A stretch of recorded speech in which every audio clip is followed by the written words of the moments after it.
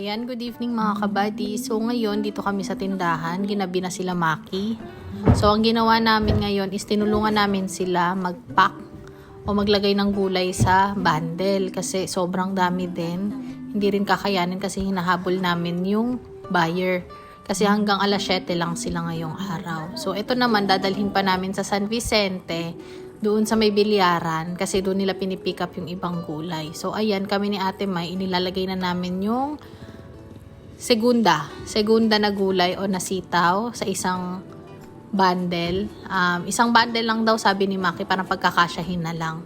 So iba rin yung pagkakapwesto ng mga segunda, nakapahiga siya compare dun sa good na gulay na sitaw, yun yung by 10 tapos nakatayo. Nakikita talaga yung haba ng gulay. So ito lang yung segunda nila. So ang dami nilang harvest ngayong araw mga kabady, nakakatuwa. At the same time nakakaawa din sila kasi pagod nga tapos kulang sa tao. Pati sa akin nagsabi na rin si Maki na baka may alam kami na makukuha na pwedeng tumulong sa kanila sa pagpipitas ng gulay. So ayan, tinapak na namin ni Ate May. Kami yung nag-iikot. Actually, hindi namin alam kung tama yung ginagawa namin. Pero, ayun mga kabady. So, habang busy sila doon sa good, kami naman ni Ate May dito sa segunda. Kakasara lang din ng tindahan namin kasi inantay namin sila. So, salamat sa mga umorder, bumili dito sa aming agri-store. So, ayun mga kabady. Kaya ako nagvo-voice over kasi yung sa kapitbahay is may video, okay? So, makaka-copyright tayo. So, ang ginawa ko, sabi ko, i-record ko na lang tapos mag-voice over na lang ako. Bale, naghakot sila Maki, 2 kolong puno, parehas. So, yung isa is kolong ni Bernard, yung isa naman is yung kolong namin.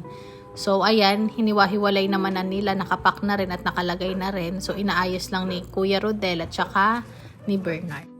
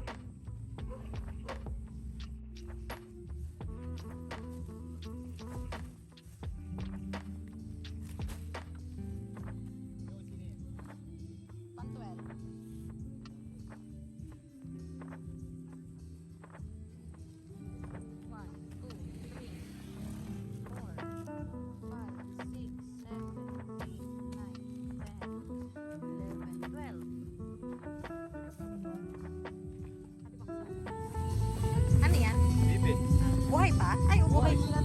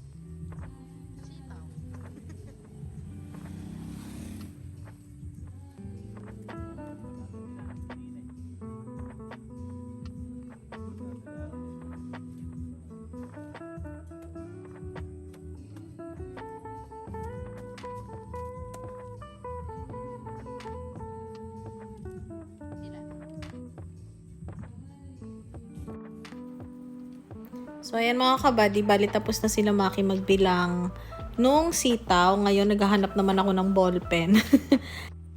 So, So, ayun mga kabady, naghanap ako ng ballpen sa bag. Hindi ko alam, naiwan ko ata dito sa loob ng tindahan. Kasi kailangan din namin ilagay kung ilan yung sitaw na good at saka yung sitaw na segunda. So, kailangan siyang ilista para alam agad ng buyer tsaka kung kanino galing or kanino yung gulay na nakalagay doon sa San Vicente sa may bilyaran. Kasi meron ding ibang gulay mga kabady na inilalagay or sinasabay doon binabagsak sa tapat ng bilyaran.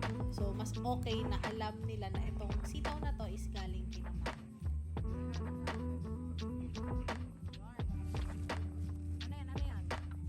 So, ayan, inilista ko na lang doon sa notebook ko, tapos inilagay ko na rin. Pumilas lang ako ng papel, tapos inilagay na rin din namin sa may gulay. So, after neto, pauwi na rin kami kasi kailangan naming habulin ng buyer.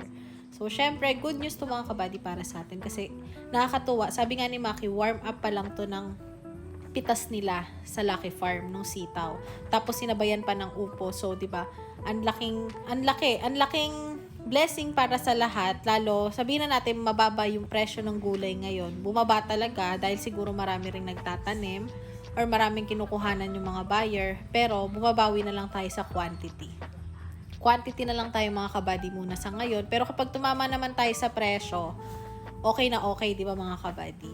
So, mataas na quantity, mataas din yung presyo, so, panalo. So, sana ma-reach natin yung goal nila Maki na 300 minimum na kita. So, thank you mga kabady! So, yung mga kabady, pero hindi sa amin yan. Ito yung sa amin.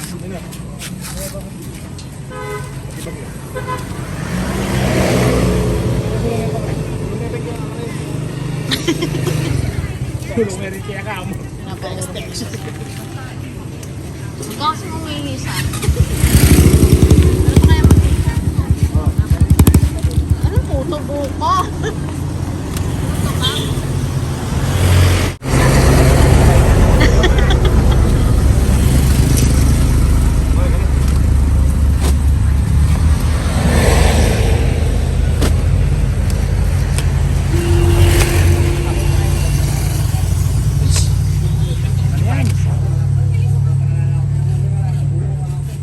Bakit?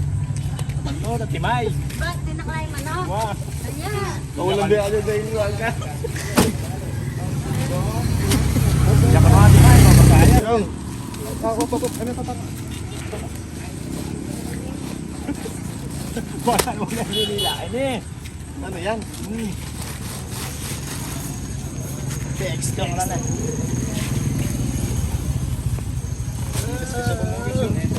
Hindi ba? Oh, namuya. No, ready.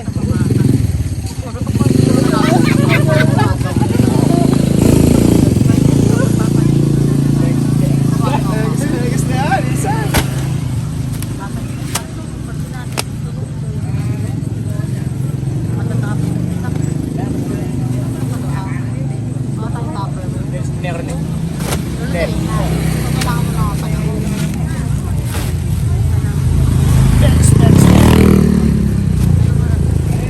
Dali ma. Kailangan mo na alas 12. Ano mili?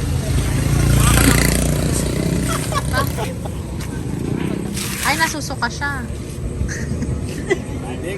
Kalat yung bibi.